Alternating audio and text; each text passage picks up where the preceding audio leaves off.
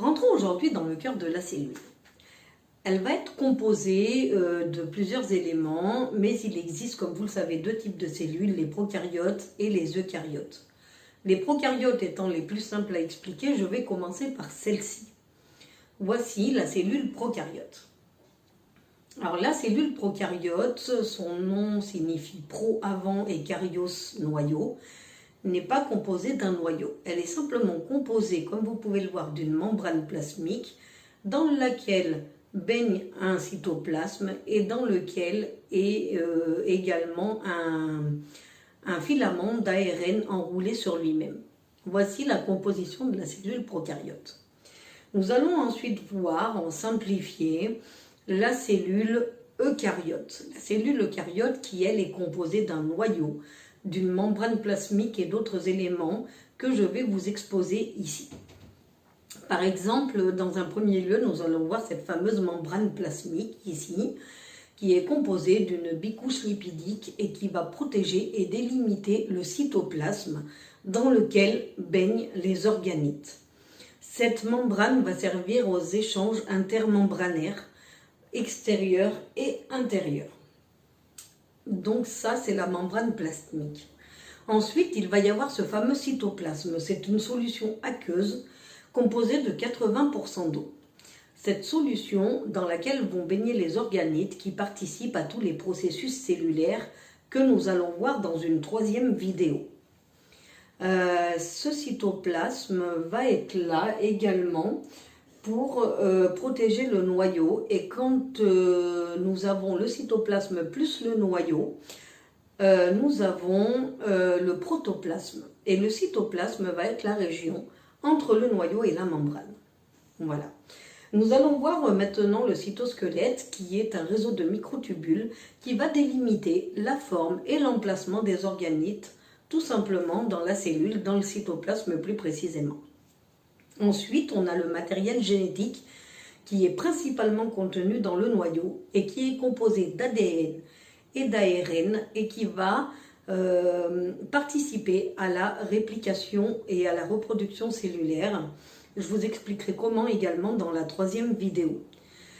Ce noyau va être composé lui aussi d'une membrane nucléaire et va protéger le génome et les chromosomes qui s'y trouvent à l'intérieur.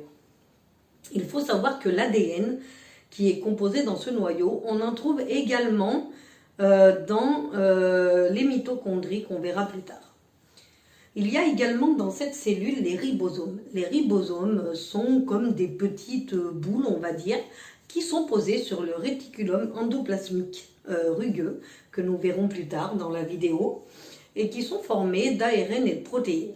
Ils vont participer à la synthèse des protéines en décodant l'ARN messager, tout simplement. Ils sont composés de deux parties, une petite qui va lire l'ARN messager et une plus grosse qui va transcrire et transformer tout ça en protéines, tout simplement polymériser les protéines.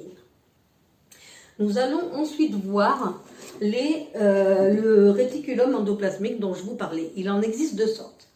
Le réticulum endoplasmique est d'abord un réseau membraneux que vous trouvez qui est une extension de la membrane nucléaire dans le cytoplasme.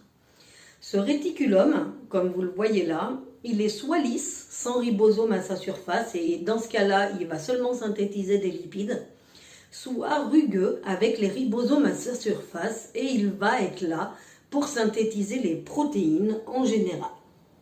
Il est formé de ribosomes et il sécrète les protéines qui vont vers une destination précise en dehors de la cellule. Nous allons voir maintenant le noyau que vous voyez là au-dessus de la cellule, qui sort de la cellule. On le représente en général d'une sphère et il va comporter tout le matériel génétique et également le protéger. Ce noyau est le lieu de la réplication de l'ADN, de l'ARN et de la réplication de l'ADN également. Donc on a maintenant l'appareil de Golgi que je vous montre ici là. Et cet appareil de Golgi est composé de dictyosomes, de vacuoles et de canalicules. et il va lui servir à la transformation finale des protéines et au transport vésiculaire également. Il est composé de deux faces, une face 6 qui va servir à lire l'ARN messager, à l'entrée des protéines sécrétées par le RE, et une phase trans qui va servir à les envoyer vers le milieu extérieur de la cellule. Nous avons ensuite les vacuoles. Alors ces vacuoles vont être des compartiments pleins de liquide qui vont servir au stockage des déchets de la cellule. Ensuite, on verra également brièvement le centrosome qui est composé des microtubules du cytosquelette et qui va servir à la séparation de la cellule en deux lors de la réplication. La cellule est également composée de lysosome et de peroxysome. Ces éléments sont dans le cytosol, et sont formés dans l'appareil de Golgi ou dans le réticulum endoplasmique.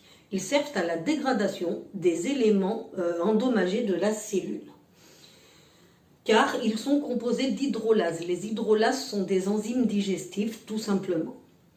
Et le dernier élément que nous allons voir dans cette vidéo sont les mitochondries, véritables centres d'énergie de la cellule. Ils se situent près des zones qui sont consommatrices d'ATP. L'ATP qui va être une fonction métabolique qui va former de l'énergie. Je vous expliquerai tout ça dans la troisième partie de la cellule, plus précisément. Il faut savoir qu'elle participe également à la respiration cellulaire et à de multiples processus cellulaires comme la réplication entre autres. Elle est formée d'une double membrane, comme vous pouvez le voir, une membrane qui entoure le mitochondrie et une membrane qui est enroulée en crête à l'intérieur de la mitochondrie. Donc cet élément-là est l'élément qui va permettre à la cellule d'avoir toute son énergie pour faire les processus cellulaires que nous verrons dans la troisième vidéo. J'espère que cette vidéo vous a plu et je vous dis à très bientôt pour la dernière partie de la cellule qui parlera des processus cellulaires.